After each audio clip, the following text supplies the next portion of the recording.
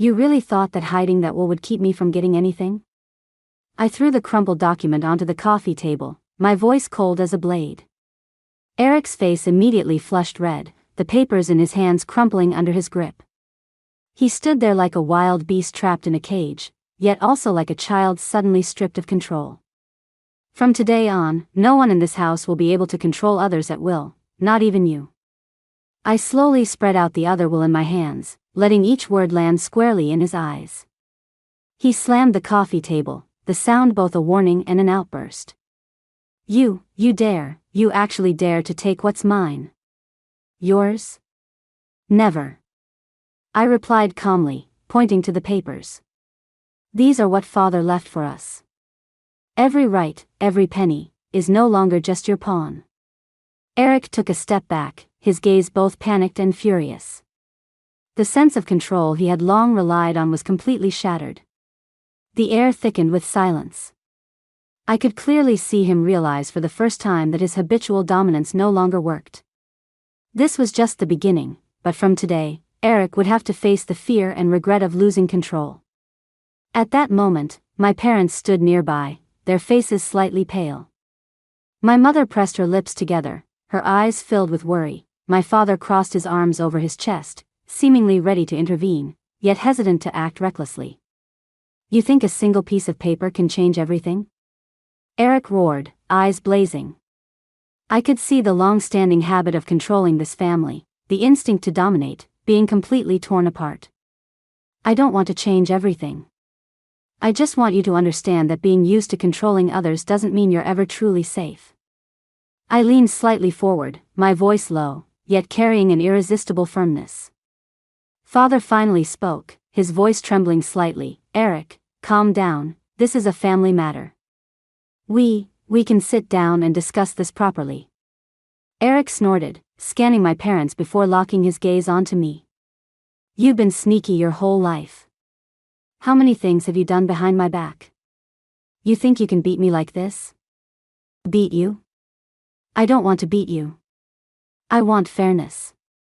Fairness isn't the rules you've always set in this house, it's every person having a voice. I placed the will back on the side table, moving deliberately, ensuring he saw each word as a reminder of his helplessness. Mother finally spoke, her voice soft but carrying a long-suppressed strength. Eric, enough. Home is not a battlefield. He looked as if doused with cold water but still refused to yield. Home isn't a battlefield? You think taking out these papers solves anything? This is only the beginning. Just wait. I knew he realized, deep down, that his illusion of total control had been broken, and I had never stood so firmly on my own side. The sunlight glimmered on the coffee table's water stains, like a small omen, reminding me that the true confrontation had only just begun. Since I could remember, Eric had been like the shadow king of this house. Father worked 9 to 5, and Mother always spoke softly, yielding to his temper. Every household rule seemed to have been silently set by him, while I was the one restricted, warned, and limited. I remember in elementary school, once when Father bought a second-hand bike, I excitedly ran out to try it. Eric saw me and coldly said, "Who said you could ride it? You're not allowed to touch this bike." I froze.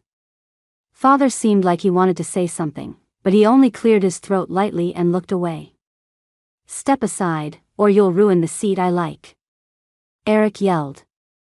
I stepped back, tears welling in my eyes. That was the first time I understood that in this house, even interests, possessions, and parental love could be monopolized by him. During puberty, his control intensified. Every penny spent, every piece of furniture's placement, everything had to be approved by him. Once, Mother bought new curtains to change the living room color. Eric shouted, "This color is tacky. How can you spend money like this? This is my room's territory." Mother lowered her head, whispering, I just wanted a change of mood." I watched silently, furious yet powerless. I knew if I spoke, Eric would turn his anger onto me. So I learned to stay quiet, to endure, to hide my rage.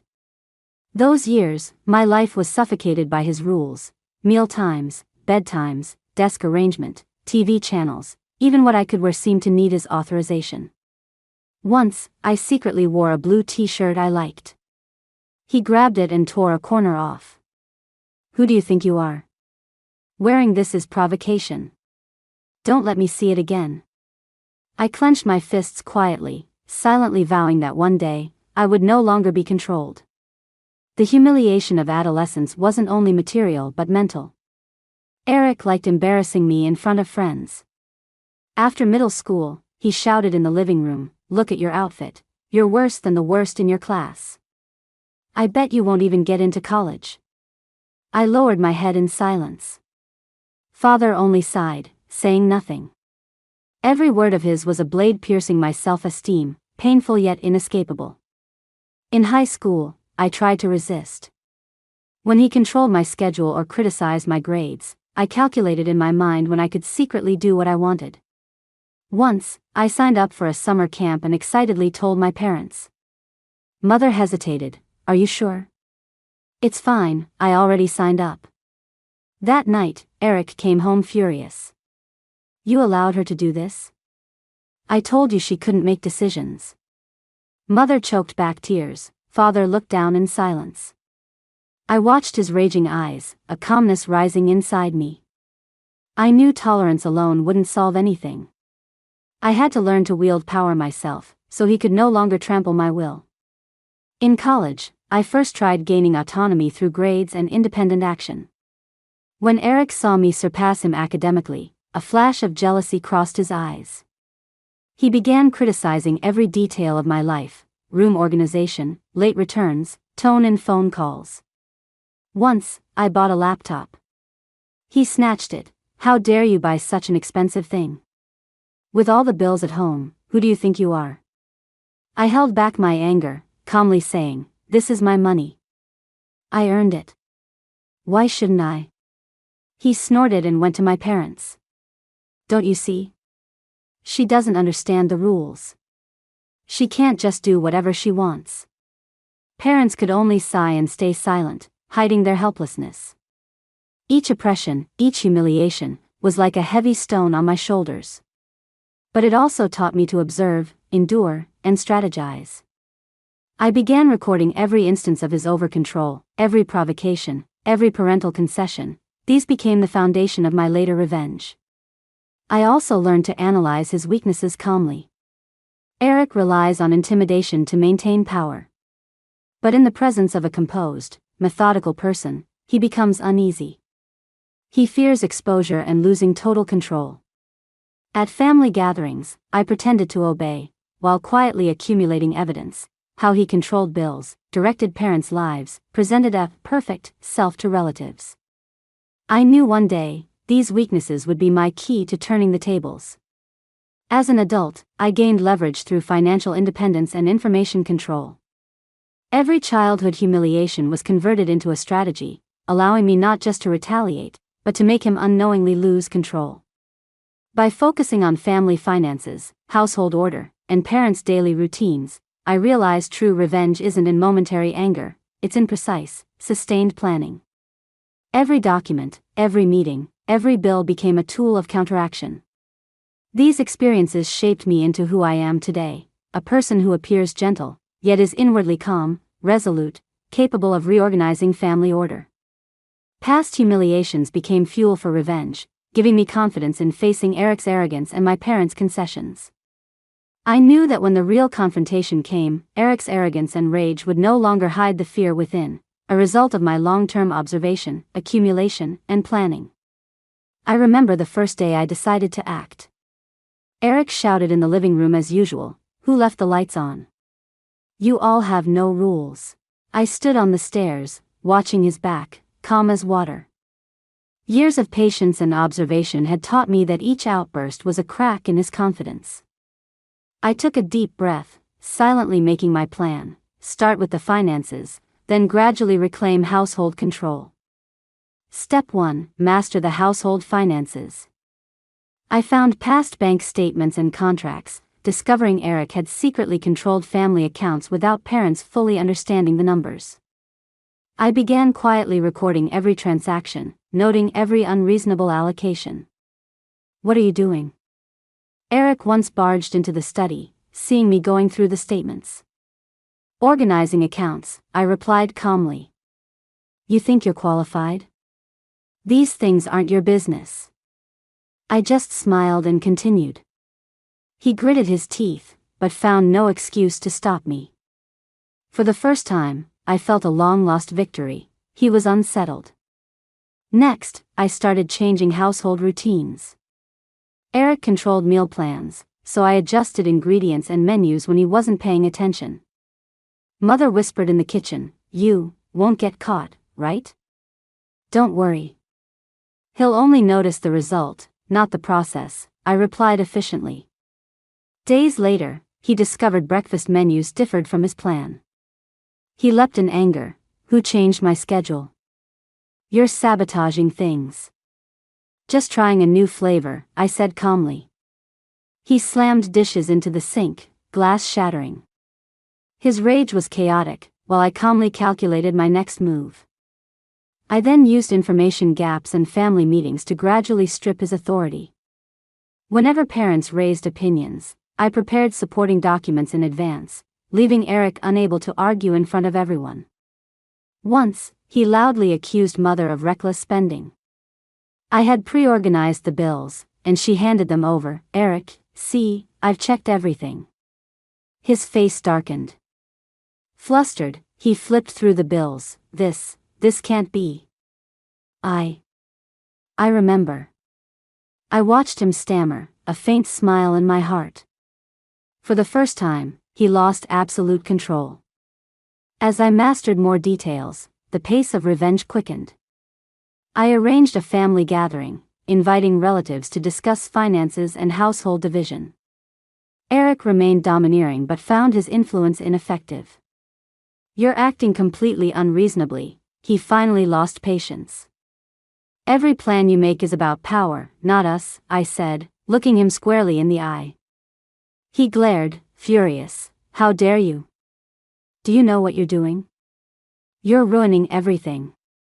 I smiled lightly, knowing everything was under my control. Then, using long-collected evidence, I helped my parents recognize Eric's tyranny. Past concessions gave way to understanding and questioning his dominance. You've been controlling us all along?" Mother asked hesitantly one day. I nodded, handing her the records and bills. "Yes, but now we can change it." Father paused, then sighed. "You're right.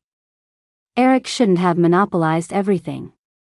A sense of satisfaction surged. I finally had rational voices in the house, and Eric's authority crumbled step by step. The climax came one weekend during a full family financial audit. Eric acted as usual, domineering, but as I revealed his hidden manipulations line by line, his face completely changed. How is this possible? The money. I didn't touch it." He stammered, voice trembling with unprecedented fear. "Now you understand?" I asked calmly, pointing to each document. Mother and father nodded, eyes full of trust and understanding. Eric began to shake, like a beast trapped in a cage. You can't do this. I don't accept it. This is my right." I didn't rush. I walked to him, voice low. "Your former power was built on fear. Now, this house will no longer be ruled by fear." He suddenly knelt, voice quivering. I beg you, don't break us apart." I smirked, placing my hand on his shoulder, feeling his trembling. True authority isn't intimidation, it's responsibility. Now, you must face the consequences of your actions. Days later, the household order was fully restored. Eric no longer controlled finances or chores arbitrarily. Parents regained dignity and initiative. I knew all of this was the result of years of patience, observation, and accumulation. Revenge isn't impulsive, it's a long-term, calculated strategy. Past humiliations had now become my leverage. Standing on the balcony, watching the sunset spill into the living room, I felt unprecedented satisfaction. This was my victory and the calm after re-establishing family order. Eric, after experiencing impotent rage, fear, and supplication, finally understood that true strength comes not from arrogance, but from calmness and wisdom. And wisdom.